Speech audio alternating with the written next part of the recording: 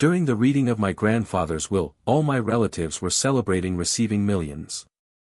But I was given only an old, worn-out envelope with nothing but a phone number inside. My sister laughed and said, "Maybe it's the number of an orphanage." I called, and a voice said, "We've been waiting only for you, the rightful heir." My sister laughed when the lawyer handed me the old envelope. The entire family was celebrating after hearing my grandfather's will. My cousins were already dreaming about the millions they had inherited. And in my hand, I held only a worn-out envelope with a single phone number written inside. My name is Emily Carter. I'm 30 years old, and I live in a small town in Arizona. That day, I thought maybe even my grandfather had forgotten about me. I was wrong, because that envelope was hiding the biggest truth of my life. My grandfather, Richard Carter, was a successful businessman. His company had been running for decades. To most people, he seemed like a strict and serious man. But with me, he was different. He would sit with me. He would listen to me.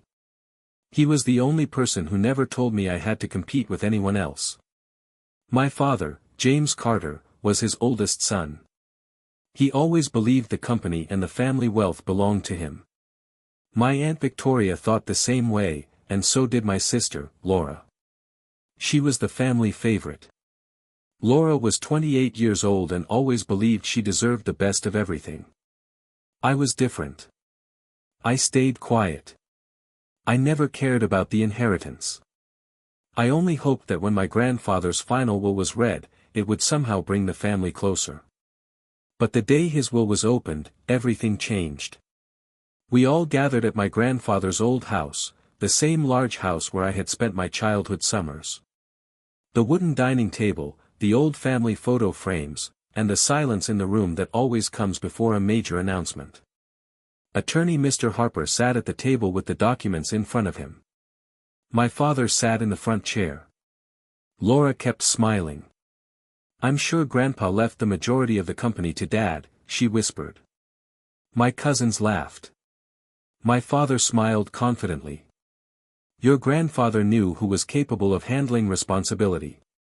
The lawyer opened the papers. According to the final will of Richard Carter, the room became silent. The first announcement was for my aunt, then my cousins, then my father.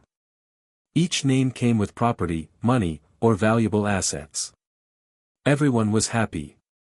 My father looked proud. Laura looked at me and smiled, the kind of smile that said she already knew I was getting nothing. Finally, the lawyer looked toward me. For Emily Carter, everyone became quiet. I sat up straight. The lawyer reached for a small, old envelope.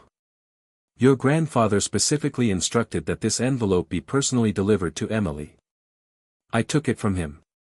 It was old, the edges damaged. Inside was only a small piece of paper, a phone number written on it. That was it. Laura suddenly laughed.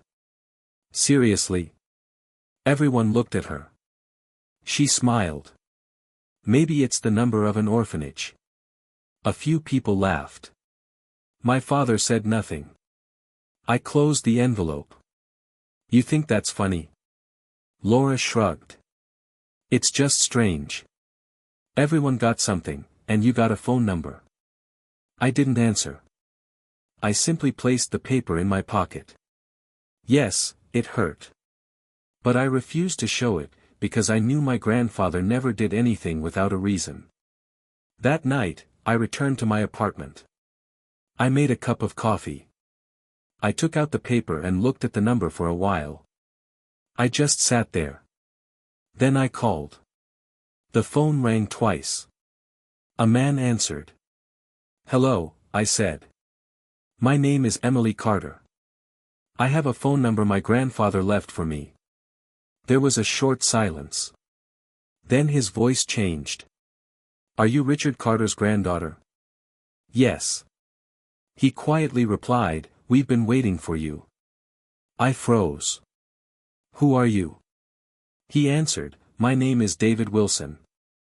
I was your grandfather's attorney." I was confused. But my family's attorney is Mr. Harper. Another pause. Then he said, he only knows what your family was told. My heart started racing. What are you saying? He replied, your grandfather prepared another document, a private trust. I stayed silent. For what? His answer was simple. For you. The next day, I met David Wilson.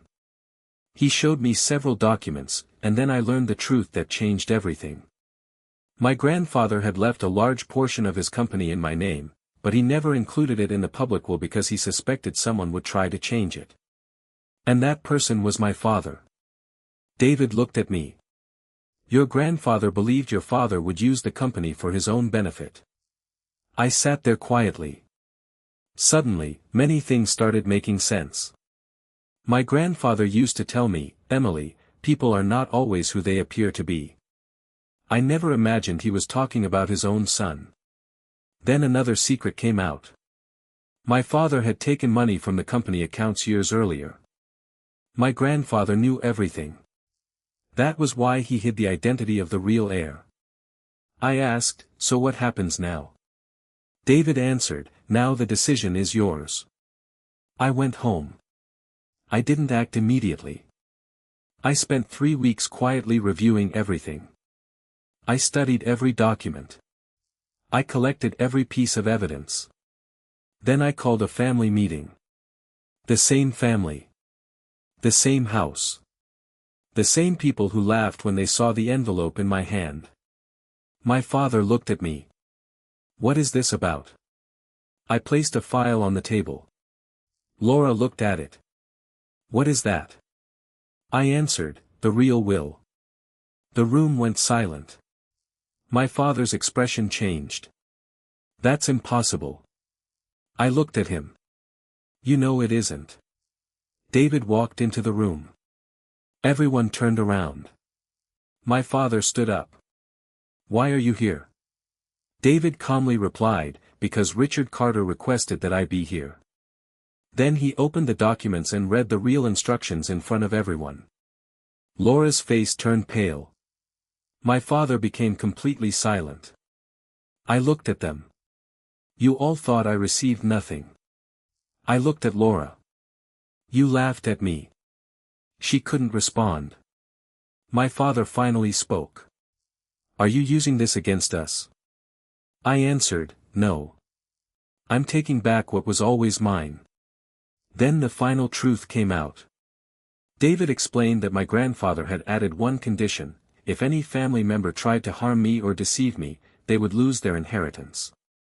The paper slipped from my father's hand, because he finally understood that the wealth he had celebrated was now at risk. Laura pulled me aside. You're really going to do this? I looked at her. You saw that envelope in my hand. You laughed. You thought I had nothing. She stayed quiet. But you never knew who I was. Months have passed since then. I took over my grandfather's company. I made it stronger than before. My relationship with my father is not the same anymore. Laura still tries to talk to me sometimes, but she is no longer the same person who laughed at me. And I am no longer the same Emily. I still have that old envelope, the one with only a phone number written inside. Everyone thought it was proof that I was forgotten. But the truth was different. It was the doorway to discovering who I really was. My grandfather didn't just leave me wealth. He left me an opportunity. And in the end, the people who thought I was the least important were the ones who discovered who the real heir was.